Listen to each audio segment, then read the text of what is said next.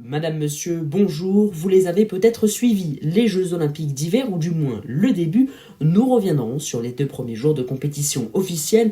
À la une également, le perfect qui continue pour Remco Evenepoel en cyclisme, mais aussi le choc ce soir en Ligue 1, Paris Saint-Germain-OM. Le casque sur les oreilles, le volume au maximum, un verre à la main, l'œil du sport, c'est parti. Retour donc, mesdames, messieurs, sur ces 2 premiers jours de compétition officielle. Suite à la cérémonie d'ouverture des Jeux de Milan-Cortina qui avait lieu vendredi, on va tout refaire. Le débrief dans l'ordre. Tout d'abord, l'épreuve reine chez les hommes avec la descente en ski alpin. Et c'est le Suisse Franjo Von Allmen qui a confirmé son statut de champion du monde de la discipline. Il s'est imposé au bout de cette descente à Bormio ce samedi. Le podium est complété par Giovanni Franzoni qui est deuxième et le légendaire Dominique Paris qui vient chercher la 3e place à la maison. Marco Odermatt ne réalise pas son rêve olympique de victoire en descente. Il n'est pas sur le podium. Côté français, le bilan n'est pas bon. Seul un Français dans le top 10. Il s'agit de Nils Allègre qui a intégré le top 10. Il est 8e à 1 minute 19. La 2e médaille d'or est venue de la sélection qui joue à domicile. Il s'agit bien sûr de l'Italie, le pays organisateur qui n'a pas patienté. Premier jour, premier titre. Et c'est une surprise. Il s'agit en effet de la médaille d'or de Francesca Lollobrigida. C'est la nièce de Gina, une icône du cinéma italien que vous connaissez peut-être. Eh bien elle, sa fille, est patineuse et elle a surpris la favorite néerlandaise Joy Ben, qui finit seulement en 4e.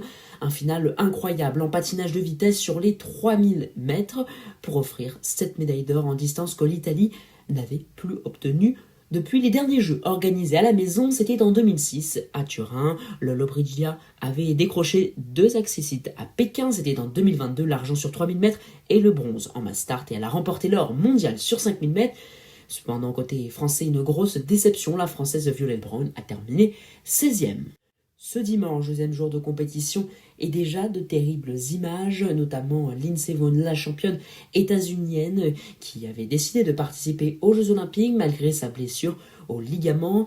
Et alors, le choix n'a pas été payant puisqu'elle a chuté à moins de 10 secondes après son départ. Les soigneurs se sont présentés autour de cette championne de 41 ans, victorieuse de plus de 80 titres en Coupe du Monde, victime d'une rupture du ligament croisé antérieur du genou gauche d'il y a une semaine. Comme je vous le disais, elle a dû être évacuée en hélicoptère après 20 minutes d'interruption.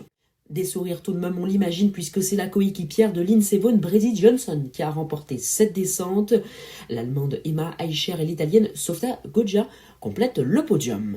Vous l'aurez compris, jusqu'à ce dimanche midi, pas de médaille encore du côté des Français. Et c'est une surprise puisque c'est Mathis Desloges qui a ouvert le compteur en prenant la 2e place, synonyme de médaille d'argent.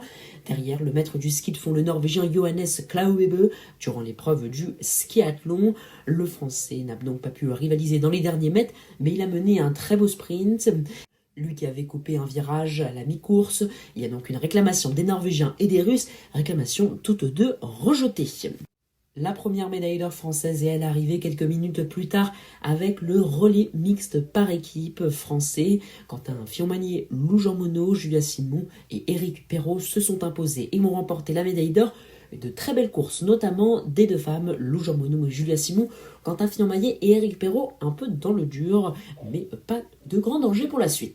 Enfin, ce dimanche soir, déception dans l'équipe de France puisque Timothée Lobinot, proche du podium pendant un temps, a terminé à la 5e place du 5000 mètres de patinage de vitesse. C'était ce dimanche et à Milan. C'est le Norvégien Sander Eitrem qui s'est imposé et il a pulvérisé le record olympique. Victoire en 6 minutes 3 secondes et 95 centièmes, juste devant Metod Gilek, le Tchèque, et l'Italien Riccardo Loreio. Quittons ces Jeux Olympiques pour un temps avec du cyclisme et le Belge Remco Evenepoel qui a assumé son grand statut de favori. Il poursuit son début de saison parfait et s'adjuge le classement général du Tour de Valence à l'issue de la 5e et dernière étape ce dimanche. Le football en Ligue 1, nul entre Metz et Lille ce vendredi. Victoire de Lens 3-1 face à Rennes. Victoire de Brest 2-0 face à Lorient. De Lyon 1-0 face à Nantes malgré un carton rouge. Nice et Monaco se sont neutralisés 0 partout. Le tournoi Destination a débuté. Victoire inaugurale de l'équipe de France 36-14 face à l'Irlande. L'Italie et l'Angleterre se sont aussi imposés. Avant de vous présenter le programme, un mot très rapide. Notre partenaire myfuturegift.com C'est un site où vous trouverez tout ce qu'il vous faut, que ce soit pour offrir des cadeaux à vos amis ou même pour vous, décorer votre maison, des accessoires pour le sport. Rendez-vous sur myfuturegift.com et merci à eux de nous soutenir.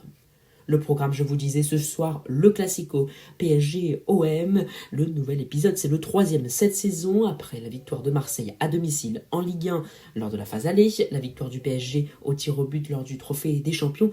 C'est au tour de Paris d'accueillir dans son antre du Parc des Princes leur grand rival. Le programme pour la suite de ces Jeux Olympiques avec demain encore des chances de médaille côté français. On pense notamment au ski alpin, le combiné par équipe homme qui sera à suivre à 14h. Avant à 12h30 le ski acrobatique et la finale femme. Le patinage de vitesse, le 1000 mètres femme à 17h30. Mais aussi du snowboard 19h30, mais également du saut à ski à 20h12. Mardi du ski acrobatique pour commencer à 12h30 et dans l'après-midi plusieurs médailles du patinage de vitesse, du ski de fond, mais aussi du biathlon de très grande chance. Côté français, on suivra également le combiné par équipe femmes et le curling, le match pour le bronze.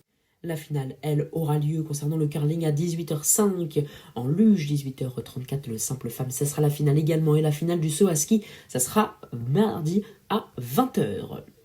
Et puis mercredi, on ne manquera pas le Super G chez les hommes en ski, le 15 km individuel en biathlon, le ski acrobatique, les bosses, les grandes chances de médaille côté français, ça sera à 14h15, à 19h30 du patinage artistique et dans l'après-midi également du patinage de vitesse et de la luge.